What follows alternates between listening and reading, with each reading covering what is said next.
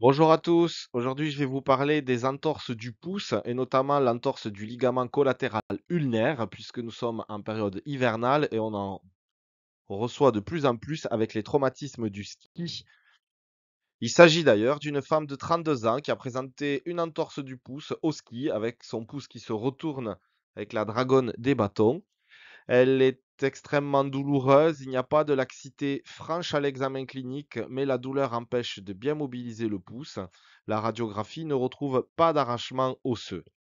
Alors le ligament collatéral ulnaire du pouce est cette structure ligamentaire qui a un contact étroit avec le muscle adducteur du pouce et je vous expliquerai pourquoi ceci est très important.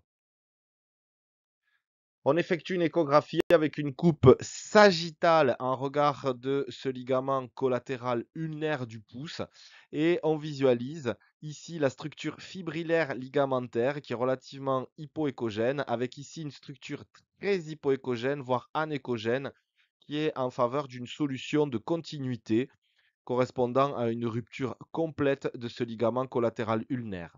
La structure fibrillaire un petit peu hyperéchogène au-dessus correspond à la dossière du muscle adducteur du pouce qui va coulisser sur ce ligament collatéral ulnaire. On effectue une coupe comparative et sur cette coupe comparative, on visualise très bien la solution de continuité avec ici la dossière du muscle adducteur du pouce et la solution de continuité sur l'ensemble du ligament correspondant à une rupture totale de ce ligament collatéral ulnaire. En schématisant, on retrouve ici le ligament en orange qui est rompu totalement et le muscle adducteur du pouce qui passe au-dessus. On effectue maintenant une vidéo en faisant des mouvements de flexion-extension de l'interphalangienne du pouce pour rechercher ce qui s'appelle un effet sténaire, c'est-à-dire rechercher une incarcération du muscle adducteur du pouce entre les deux moignons du ligament collatéral ulnaire. Les mouvements de flexion de l'interphalangienne du pouce permettent de voir le muscle adducteur coulisser au-dessus du ligament collatéral ulnaire sans incarcération et donc sans effet sténaire. On peut visualiser la solution de continuité correspondant à la rupture complète. Concernant la prise en charge de cette patiente, il y a une discussion, elle n'est pas totalement codifiée, puisqu'on a des équipes qui vont d'abord, dans un premier temps, effectuer une immobilisation stricte 4 à 6 semaines avec une orthèse de pouce. Et puis ensuite, en cas de laxité au décours de cette immobilisation, effectuer une chirurgie. Enfin, on a d'autres équipes qui vont aller directement chirurgicalement renforcer ce ligament qui est rompu et donc corriger cette rupture. Deuxième cas clinique, une femme de 47 ans, une entorse de pouce gauche ancienne avec une laxité visualisée à l'examen clinique. On va faire un on va induire une force en valgus et on retrouve cette forte laxité.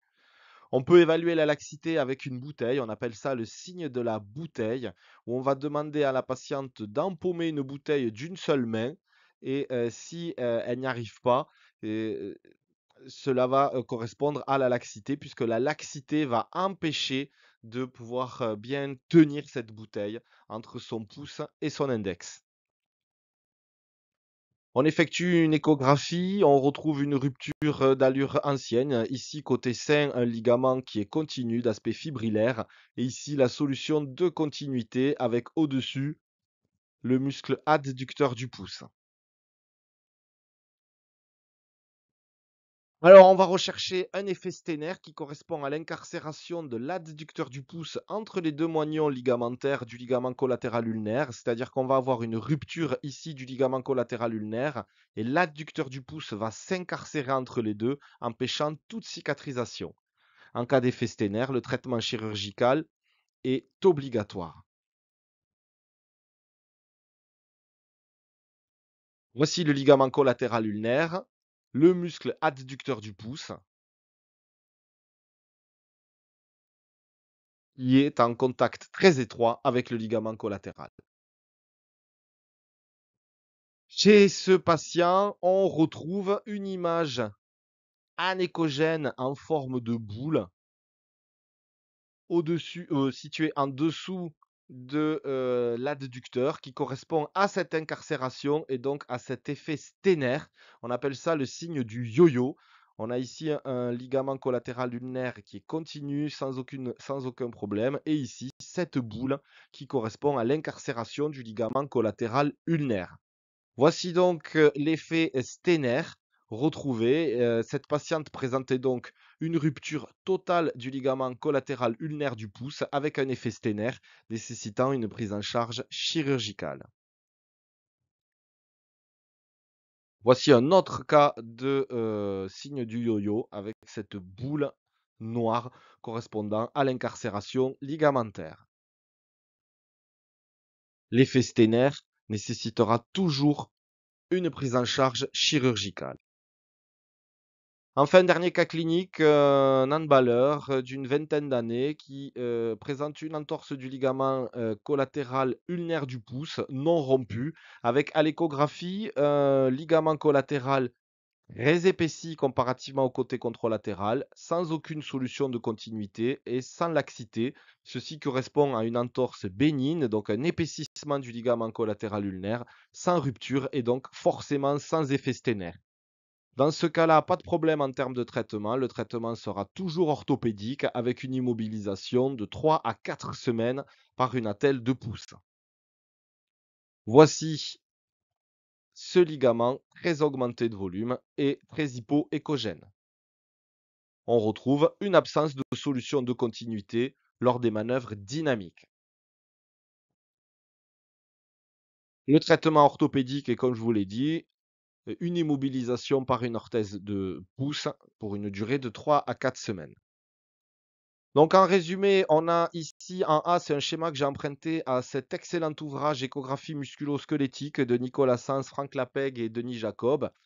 Les différentes classifications d'entorse du ligament collatéral ulnaire du pouce, avec ici en A un ligament d'aspect normal, en B c'est le dernier cas clinique représenté, avec un ligament augmenté de volume et épaissi contrairement au côté contralatéral, sans rupture. En C, c'est une entorse avec une rupture partielle.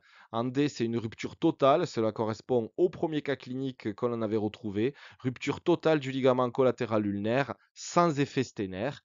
Enfin, en E, on retrouve cette rupture totale du ligament collatéral ulnaire avec la désinsertion ici et un ligament qui vient s'incarcérer dans le muscle adducteur du pouce, empêchant toute cicatrisation et nécessitant une prise en charge chirurgicale. Si on reprend ces différents grades, en résumé, une entorse bénigne avec un épaississement du ligament collatéral ulnaire, une entorse grave avec une rupture totale sans effet sténaire et une entorse grave avec effet sténaire. Concernant les entorses bénignes, ici en B, sans signe de rupture, on va privilégier bien entendu le traitement orthopédique par immobilisation. Concernant le stade D, rien n'est pour l'instant codifié de manière certaine. Il est vrai que dans la plupart des temps, on va s'orienter vers une chirurgie, notamment chez les patients jeunes, mais certaines équipes peuvent recommander le traitement par immobilisation, traitement orthopédique par immobilisation 4 à 6 semaines, et en cas de laxité résiduelle, privilégier dans ce cadre-là une chirurgie. D'autres équipes veulent opérer directement. Enfin, le cadre E, avec une entorse grave, rupture complète avec effet sténaire, le traitement sera uniquement chirurgical. Merci à tous.